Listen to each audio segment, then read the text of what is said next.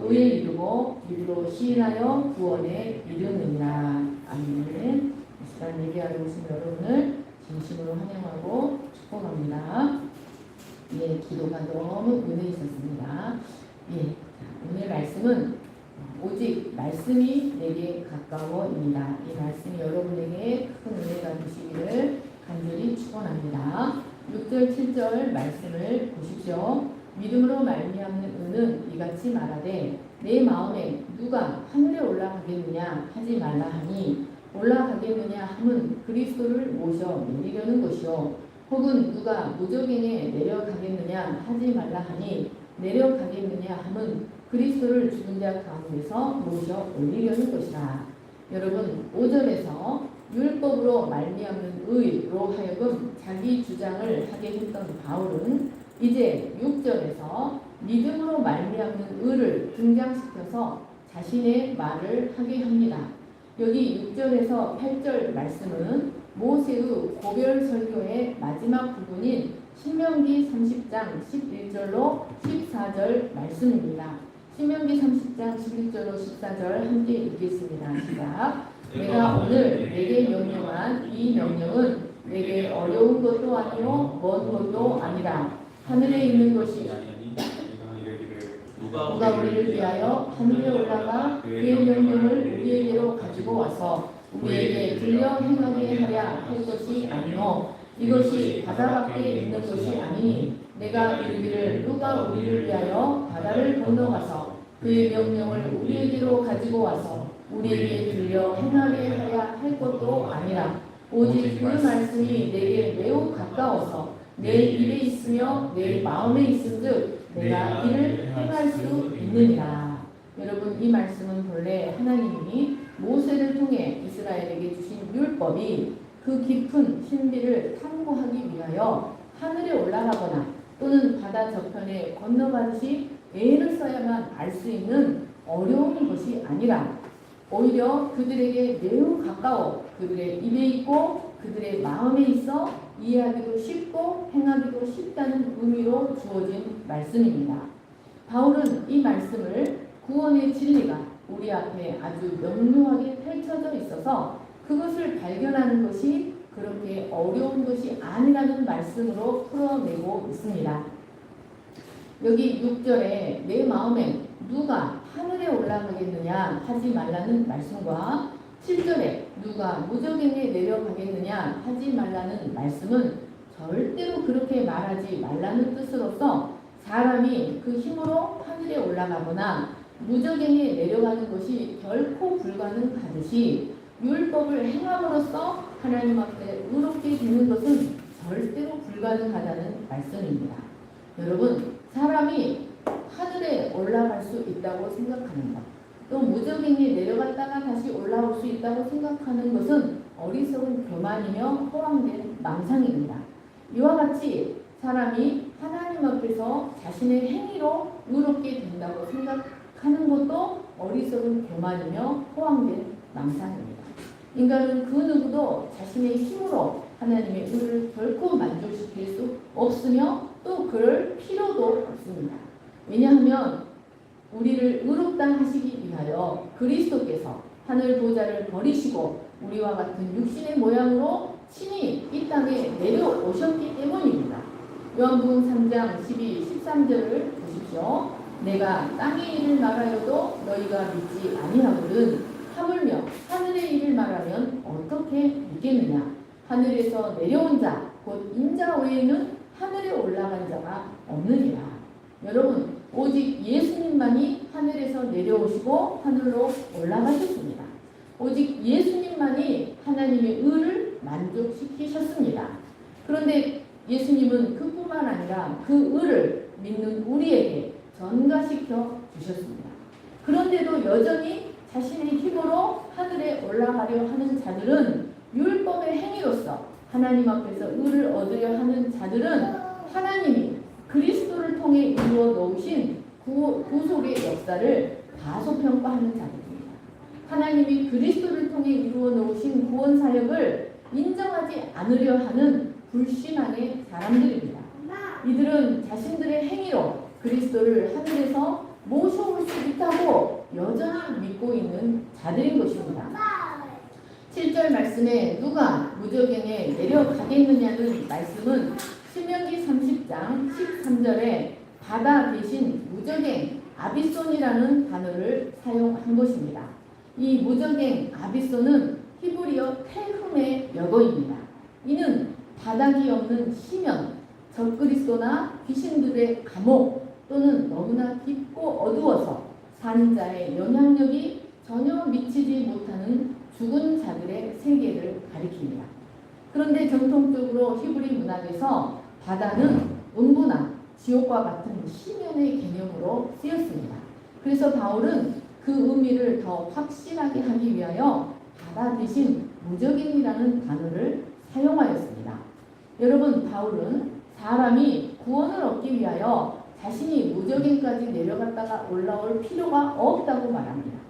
왜냐하면 하나님께서 십자가에서 죽으시고 무저갱으로 내려가신 그리스도를 그 행위로 그리스도를 그곳에서 썩지 않도록 죽은 자 가운데서 부활시키셔서 올라오게 하셨기 때문이었습니다. 그런데도 사람이 그 행위로 하나님의 의에 이르려 하는 것은 그리스도를 자기 힘으로 무저갱에서 무저갱에서 올려주려고 하는 행위와 같다는 것입니다. 이는 그리스도의 죽음과 부활의 완전성을 온전히 믿지 못하는 어리석은 불신앙입니다. 사람은 그 누구도 스스로의 힘으로 음부에 내려갔다가 올라올 수가 없습니다.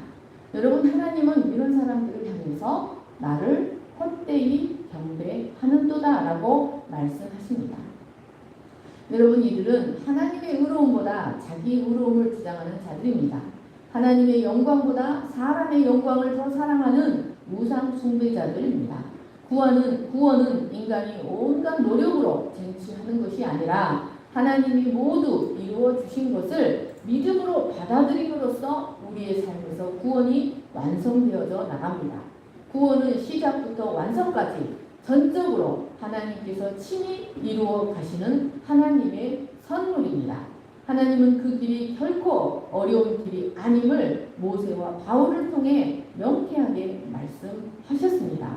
8절 말씀을 보십시오. 그러면 무엇을 말하느냐? 말씀이 내게 가까워 내 입에 있으며 내 마음에 있다 하였으니 곧 우리가 전파하는 믿음의 말씀이라. 여기 말씀이라는 단어 히브리어 레마는 단순히 기록된 문자가 아닌 살아서 역동적으로 역사하는 말씀이라는 뜻이 있습니다. 여러분, 하나님께서 시내산에서 이스라엘과 언약을 맺으실 때 이스라엘에게 주시기 위하여 그 오른손에 말씀을 가지고 오셨습니다. 그리고 하나님은 그들에게 그 말씀을 주야로 묵상하고 그 말씀을 내 입과 내 마음에 두라고 말씀하셨습니다. 그러면 여러분, 그 말씀이 우리 안에서 역동적으로 살아서 역사합니다. 여기 내 입에 있고 내 마음에 있다는 말에 내라는 단어 수는 2인칭 단수 소유격 대명사입니다. 이는 언약 백성 한 사람 한 사람 개개인을 가리킵니다. 이는 하나님께서 말씀을 개개인에게 각자에게 주셨다는 것을 의미합니다. 그리고 가까이라는 단어는 맨 앞에 있어서 그 말씀이 백성 개개인에게 얼마나 가까이 있는지를 강조하고 있습니다. 바울은 바로 이 모세의 신명기의 이 말씀을 바로 우리가 전파하는 믿음의 말씀, 곧 복음으로 해석하고 있습니다. 바울에게 있어서 언제나 그의 가르침과 설교의 주제는 바로 예수 그리스도였습니다. 그는 모세의 모든 기록, 율법서뿐만 아니라 역사서, 시가서, 애언서까지 모든 구약의 말씀을 하나같이 그리스도의 성육신과 부활의 메시지, 즉 복음의 메시지로 환원시켜서 풀어내고 있습니다. 그것은 성경의 중심에는 오직 믿음의 의를 통하여 구원을 주시는 그리스도가 있기 때문입니다. 그러니까 믿음으로 말미암는 의, 곧 구원의 도리는 하늘에 있는 것도 아니고 무저갱에 있는 것도 아니고 우리 개개인이 손만 뻗으면 잡을 수 있도록 하나님이 직접 가지고 내려오셔서 백성 개개인에게 주신 말씀 안에 있다는 것입니다. 여기 우리가 전파하는 캐리소매는 크게 알리다, 크게 선포하다는 뜻의 1인칭 복수 현재 능동태 직설법입니다. 1인칭 복수 현재 능동태. 이는 바울을 비롯한 사도들과 교사들과 복음의 선생들이 쉬지 않고 계속해서 복음의 말씀을 전하고 가르치고 선포하고 있다는 것을 의미합니다. 이 전파하는 이라는 말씀도 하나님의 말씀이 우리에게 얼마나 가까이 있는가를 말하고 있는 것입니다. 그러므로 우리는 하나님으로부터 영원한 생명을 얻는 길이 무엇인지, 하나님의 뜻이 무엇인지, 참된 구원의 길이 무엇인지 알기 위하여 하늘로 가는 탐사선, 무적행으로 가는 탐사선을 출범시킬 필요가 없습니다. 우리는 그 누구도 구원의 진리를 발견하기 위하여 고행적이고 영웅적인 행동을 할 필요가 없는 것입니다. 여러분, 욥기 28장 12절로 28절 말씀을 보십시오. 그러나 지혜는 어디서 얻으며 명철이 있는 곳은 어디인고 그 길을 사람이 알지 못하나니 사람 사는 땅에서는 찾을 수 없구나. 깊은 물이 이르기를 내 속에 있지 아니하다 하며 바다가 이르기를 나와 함께 있지 아니하다 하느니라. 순금으로도 바꿀 수 없고 은을 달아도 그 값을 당하지 못하리니 오빌의 금이나 귀한 청옥수나 남보석으로도 그 값을 당하지 못하겠고 황금이나 수정이라도 비교할 수 없고 정금 장식품으로도 바꿀 수 없으며 진주와 벽옥으로도 비교할 수 없고 순금으로도 그 값을 헤아리지 못하리라. 그런즉 지혜는 어디서 오며 명철이 머무는 곳은 어디인고 모든 생물의 눈에 숨겨졌고 공중의 새에게 가려졌으며 멸망고와 사망도 이르기를 우리가 귀로 그 소문은 들었다 하느니라. 하나님이 그 길을 아시며 있는 곳을 아시나니 이는 그가 땅 끝까지 감찰하시며 온 천하를 살피시며 바람의 무게를 정하시며 물의 분량을 정하시며 비 내리는 법칙을 정하시고 비구름의 길과 우리의 법칙을 만드셨느니라. 그때 그가 보시고 선포하시며 곧게 세우시고 탐구하셨고 또 사람에게 말씀하셨구나.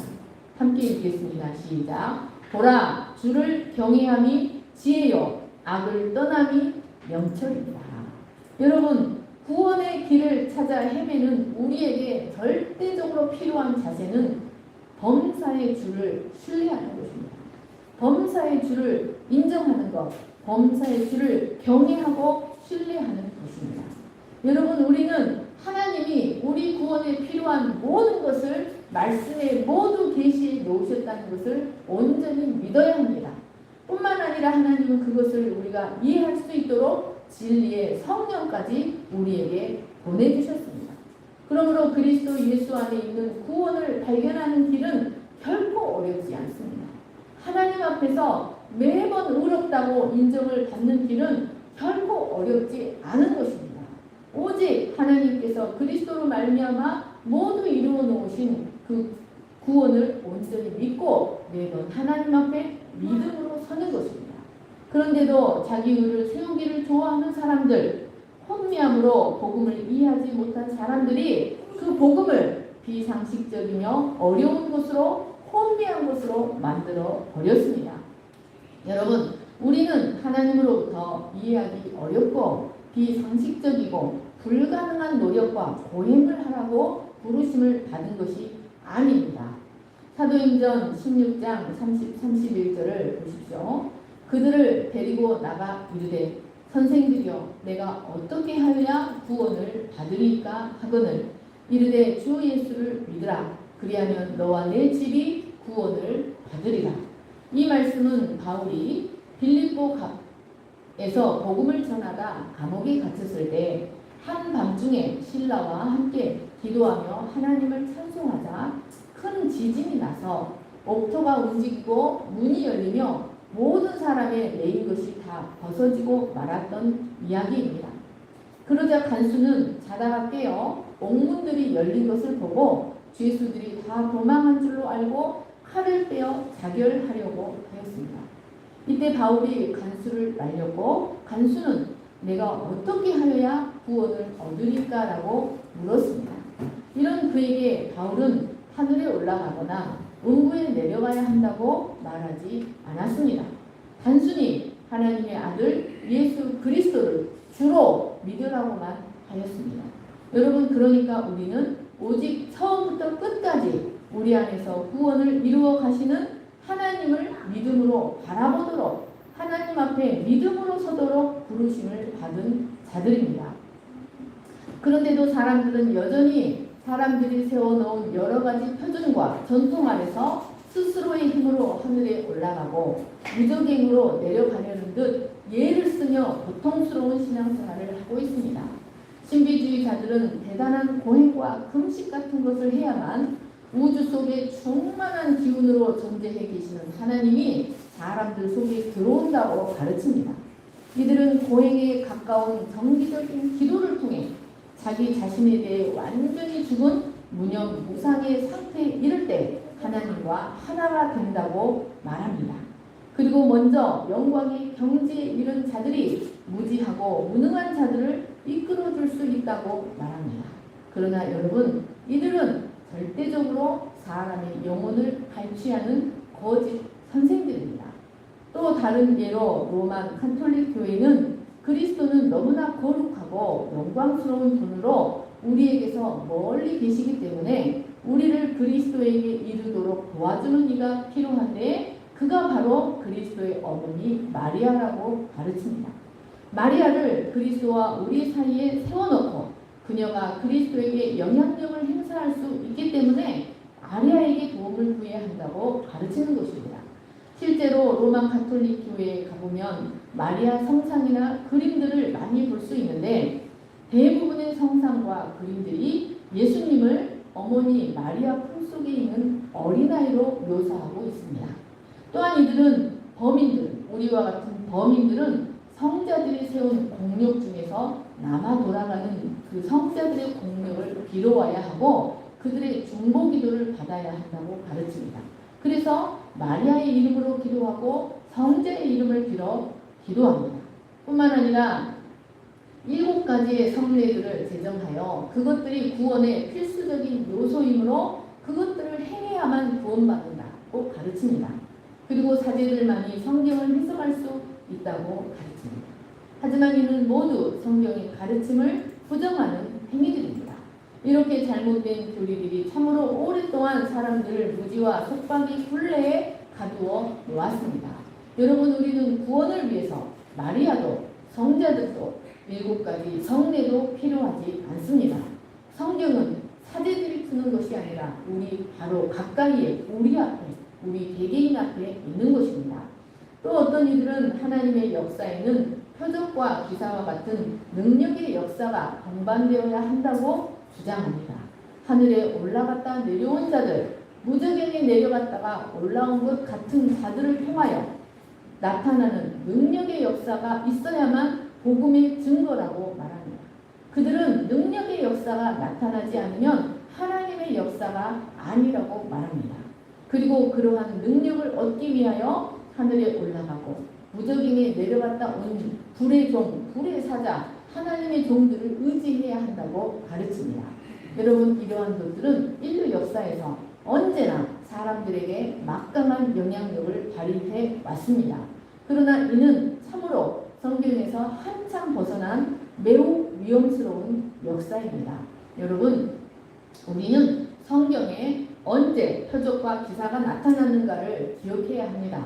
표적과 기사는 아무 때나 나타나는 것이 아니라 메시아의 사역을 계시하기 위해서 하나님의 구속의 역사를 계시할 때 집중적으로 나타났다는 사실을 기억해야 합니다.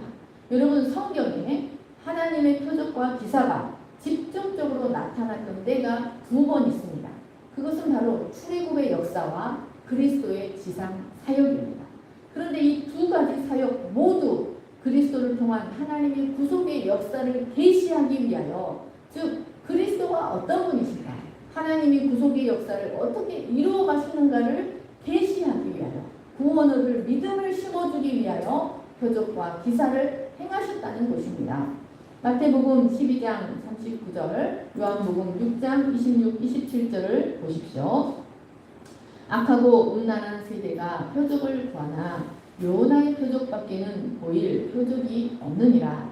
예수께서 대답하여 이르시되 내가 진실로 진실로 너희에게 이르노니 너희가 나를 찾는 것은 표적을 본 까닭이 아니요 떡을 먹고 배부른 까닭이로다. 썩을 양식을 위하여 일하지 말고 영생하도록 있는 양식을 위하여 하라. 이 양식은 인자가 너희에게 주리니 인자는 아버지 하나님께서 인치신 자니라. 여러분, 사람들이 이적을 보면 하나님께로 돌아오고 복음을 믿을 것 같지요? 그러나 전혀 그렇지 않습니다. 사람들이 이적을 구하는 대부분의 목적은 순수하게 믿음을 위해서가 아니라 자신의 문제 해결과 자신의 죄악된 욕망에 근거하는 경우가 대부분입니다. 신명기 13장 1절로 3절을 보십시오. 너희 중에 선지자나 꿈꾸는 자가 일어나서 이적과 기사를 내게 보이고 그가 내게 말한 그 이적과 기사가 이루어지고 너희가 알지 못하는 다른 신들을 우리가 따라 섬기자고 말할지라도 너는 그 선지자나 꿈꾸는 자의 말을 청종하지 말라. 이는 너희의 하나님 여호와께서 너희가 마음을 다하고 뜻을 다하고 너희의 하나님 여호와를 사랑하는 여부를 알려하사 너희를 시험하십니다. 여러분, 표적과 기사를 행하는 자들은 미혹의 도구라는 것입니다. 마태복음 24장 24절을 보십시오. 거짓 그리스도들과 거짓 선지자들이 일어나 큰 표적과 기사를 보여 할 수만 있으면 택하신 자들도 미혹하리라. 계시록 13장 11절로 14절입니다. 내가 보매 또 다른 짐승이 땅에서 올라오니 어린 양같이 두 뿔이 있고 용처럼 말을 하더라. 그가 먼저 나온 짐승의 모든 권세를 그 앞에서 행하고 땅과 땅에 사는 자들을 처음 짐승에게 경배하게 하니 곧 죽게 되었던 상처가 나은 자니라. 큰 이적을 행하되 심지어 사람들 앞에서 불이 하늘로부터 땅에 내려오게 하고 짐승 앞에서 받은 바 이적을 행함으로 땅에 거하는 자들을 미혹하며 땅에 거하는 자들에게 이르기를 칼에 상하였다가 살아난 짐승을 위하여 우상을 만들라 하더라. 여러분, 말씀에 대한 다른 이해 없이 행해지는 이적과 기사는 사람을 변화시키는 데 사용되는 것이 아니라 오히려 사람을 비진리 가운데로 미혹하는 데 사용되는 도구입니다. 여러분, 성경에서 사람을 속이기 위한 이적과 기사는 계시록 13장에서 사탄과 적그리스도를 섬기는 짐승에게서 가장 절정으로 나타났습니다. 성경은 그 어디서도 하늘에 올라가고 무적행까지 내려가는 고행을 통해 기적과 능력을 개발하여 복음을 전하라고 가르치지 않습니다. 기적 지나치게 표적과 기사를 좇는 자들은 성경을 통해 나타난 말씀을 통해 나타나는 하나님의 완전한 계시에 만족하지 못하고 또 다른 불확실한 계시를 추구하는 자들입니다. 이들은 말씀을 통해 하나님이 그 사람을 통치하시는 하나님의 통치에는 관심이 없는 자들입니다. 여러분, 이런 이적과 기사들은 결코 사람을 하나님이 요구하시는 의에 이르게 하지 못합니다. 여러분, 하나님께서 인류에게 행하신 이적 중에 가장 위대하고 가장 큰 이적이 무엇인 줄 아십니까? 하나님의 가장 큰 능력이 어디에서 나타났습니까? 바로 예수님의 십자가입니다. 고린도전서 1장 22, 24절을 보십시오. 유대인은 표적을 구하고 헬라인은 지혜를 찾으나 우리는 십자가에 못 박힌 그리스도를 전하니 유대인에게는 거리끼는 것이요 이방인에게는 미련한 것이로되 오직 부르심을 받은 자들에게는 유대인이나 헬라인이나 그리스도는 하나님의 능력이요 하나님의 지혜니라. 여러분, 유대인들은 표적에 익숙합니다. 그들에게는 선지자가 많이 나타났기 때문에 그 선지자들이 행하는 이적을 보고 선지자를 인정합니다. 또 헬라인들은 지혜를 추구하는 자들입니다. 그러나 여러분, 그 기독교는 이적과 기사를 전하는 것이 아니라 십자가에 못 박힌 그리스도, 우리를 죄와 사망으로부터 영원히 구속하신 그리스도를 전하는 자들입니다. 여러분, 유대인이나 헬라인이나 오직 부르심을 받은 자들에게는 유대인이나 헬라인이나 그리스도만이 하나님의 능력이요 하나님의 지혜라는 것을 기억하시기를 축원합니다. 십자가는 그것을 겸손히 바라보는 자들에게 구원이 일어나게 합니다. 하나님은 오직 우리 개개인 앞에 진리의 말씀을 펼쳐 놓으셨습니다. 그리고 그리스도의 부활로 말미암아 이 땅에 오신 진리의 성령의 도우심을 받아 우리는 구원의 말씀을 기초로 믿음의 길을 끝까지 갈 수 있습니다. 9절로 10절 말씀을 보십시오. 내가 만일 내 입으로 예수를 주로 시인하며 또 하나님께서 그를 죽은 자 가운데서 살리신 것을 내 마음에 믿으면 구원을 받으리라. 사람이 마음으로 믿어 의에 이르고 입으로 시인하여 구원에 이르느니라. 이 9절 10절 말씀은 우리가 전파하는 믿음의 말씀 곧 복음의 내용이 구체적으로 무엇이며 그것이 어떻게 우리에게 가까이 있는지를 설명하고 있습니다. 바울은 여기에서 8절에서 우리 입과 마음에 있다고 한 그 말씀을 9절에서는 입과 마음 순서로 이야기하고 10절에서는 마음과 입 순으로 이야기합니다.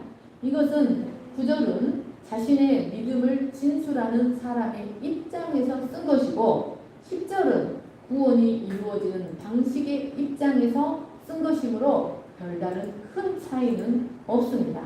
9절 말씀을 보십시오. 내가 만일 내 입으로 예수를 주로 시인하며 또 하나님께서 그를 죽은 자 가운데서 살리신 것을 내 마음에 믿으면 구원을 받으리라. 여러분, 이 말씀은 로마서 전체의 대주제이면서 성경의 주제입니다. 바로 이 말씀이 우리를 그리스도인 되게 하는 믿음의 내용입니다. 이 말씀이 우리를 하나님 앞에 의롭다고 인정받게 해주는 객관적인 진리입니다. 이 말씀은 로마서 1장 16, 17절의 또 다른 버전입니다. 로마서 1장 16, 17절을 같이 읽겠습니다. 시작. 내가 복음을 부끄러워하지 아니하노니 이 복음은 모든 믿는 자에게 구원을 주시는 하나님의 능력이 되리라. 먼저는 유대인에게요 그리고 헬라인에게로다. 복음에는 하나님의 의가 나타나서 믿음으로 믿음에 이르게 하나니 기록된 바 오직 의는 믿음으로 말미암아 살리라 함과 같으니라. 여러분, 바울이 결코 부끄러워하지 아니하고 늘 자랑하고 그것을 위해 목숨까지 바친 복음이 무엇입니까? 하나님의 의가 나타나서 믿음으로 믿음에 이르게 하고 사람을 변화시키고 구원에 이르게 하는 하나님의 능력인 복음의 구체적인 내용이 무엇입니까? 바로 9절 말씀인 것입니다. 여러분, 오늘날 많은 성도들이 혼란과 혼미함에 빠져 있습니다. 자기가 무엇을 믿고 사는지, 자신을 구원받게 하는 믿음이 무엇인지를 정확히 알지 못하고 혼란과 혼미함에 빠져 있습니다. 사람들은 자신이 믿어야 하는 복음의 내용이 구체적으로 무엇인지도 모르면서 자신이 착하게 살기 위해서 몸부림치니까 자신이 그리스도인이라고 생각하며 살아갑니다. 많은 사람들이 사람들의 말, 사람들의 체험을 더 앞세웁니다. 어떤 사람들은 기독교의 믿음의 내용이 어떤 도덕적이고 윤리적인 이상이나 보편적인 관념이라고 생각합니다. 그러나 기독교는 구원 얻게 하는 분명한 믿음의 구체적인 내용을 갖고 있습니다. 그것이 바로 9절 말씀입니다. 여러분, 교회를 다니면서도 이 9절 말씀에 대한 분명한 믿음이 없으면 그 사람은 기독교인이 아닌 것입니다. 여러분, 이 말씀은 기독교 신앙의 진수입니다. 그리고 내가 진실로 구원받는 믿음 안에 있는지를 검증해주는 시금석입니다. 이 말씀은 기독교회 안에서 수세기에 걸쳐서 신조와 신앙 고백으로 재탄생하고 규정되는 말씀입니다. 여러분, 우리는 이 말씀을 깊이 연구하고 깊이 생각해 볼 필요가 있습니다. 여러분, 이 말씀 다음 주에 우리를 그리스도인 되게 하는 구체적인 믿음의 내용이 무엇인지 다음 주에 살펴보도록 하겠습니다.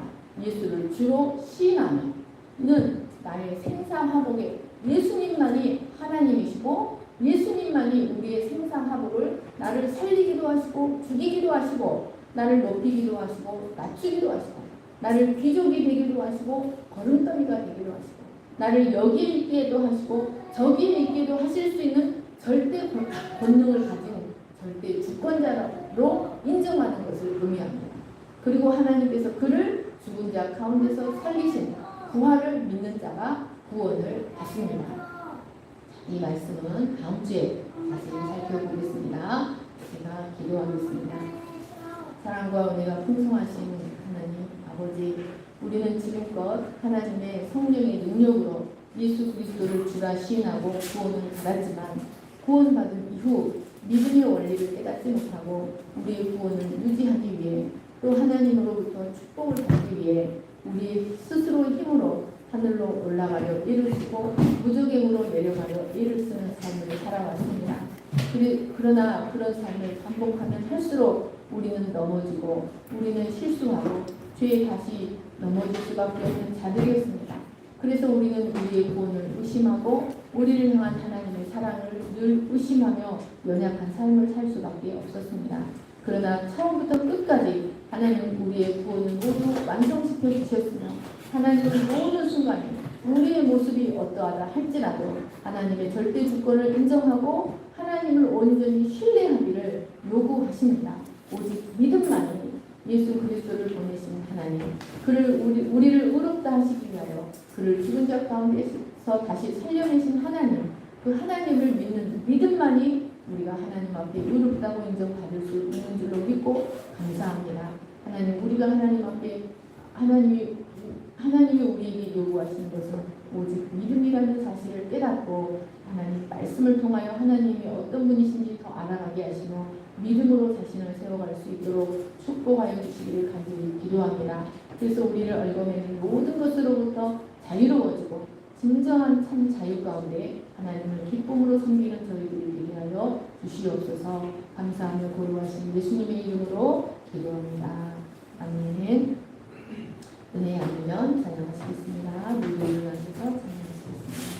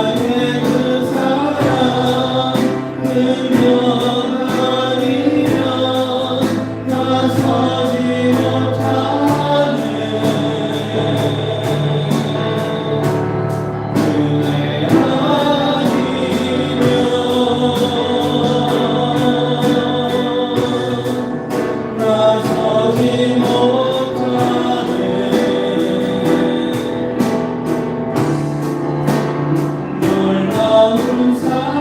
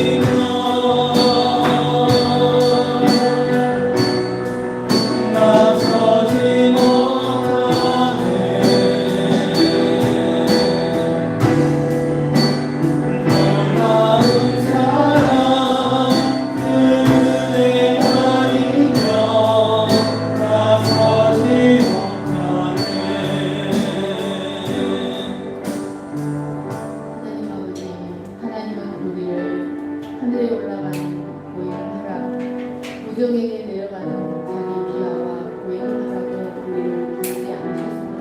하나님은 처음부터 끝까지 하나님을 온전히 신뢰하라. 우리의 구원을 완성하시고 우리의 인생의 주인이 되셔서 하나님은 절대적으로 선하시고 하나님이 필요하시면 높이기도 하시고 필요하면 낮추기도 하시고 필요하면 건강하기도 하시고 필요하면 아프기도 하시고 모든 생명의 절대 주권을 가지신 하나님을 믿는 믿음으로 살아가고 우리를 부르셨습니다. 우리가 어떤 행위로 하나님 앞에 이루어질 수 있는 것이 아니라 오직 믿음으로 하나님 앞에 이루어집니다. 하나님 은혜 아니면 우리는 하나님 앞에 설 수 없습니다. 오직 은혜만이 우리를 하나님께 의롭다 인정을 받고 우리를 영원히 살게 합니다. 하나님 우리가 힘이 넘쳐서 자기 힘으로 걸어다니며 자기 힘으로 사는 것 같은 순간에서도 믿음으로 의롭다함을 받고 우리의 모든 육체가 연약하여서 자리를 벗어나고 눕고 우리의 생명이 오늘내 하는 그 순간에도 오직 믿음으로 은혜로 의롭다함을 얻습니다. 하나님 처음부터 끝까지 오직 나의 의는 믿음으로 말미암아 살리라고 하시는 말씀처럼 오직 믿음으로 살아가는 저희가 되게 하여 주시옵소서. 오직 믿음으로 하나님의 영광이 나타나게 한 요셉의 삶을 통해 하나님의 절대 주권을 신뢰하고 그의 주권 앞에 승복하는 믿음을 배웁니다. 하나님 우리의 삶에서도 하나님 우리의 머리털까지도 다 세신 바 같으시고 하나님이 허락하지 않으면 어떤 일도 일어날 수 없음을 믿고 하나님의 선하심을 믿는 믿음 가운데 살아갈 수 있도록 축복하여 주시옵소서. 이제는 우리 주 예수 그리스도의 은혜와 하나님 아버지의 거룩하시고 영원하신 사랑과 성령의 감동과 교통하심을 오직 믿음으로 구원을 받고 믿음으로 의롭게 되었음을 깨닫고 끝까지 오직 믿음으로만 서기를 소망하는 모든 우리 위에 영원토록 함께 하시기를 간절히 축원하옵나이다. 아멘.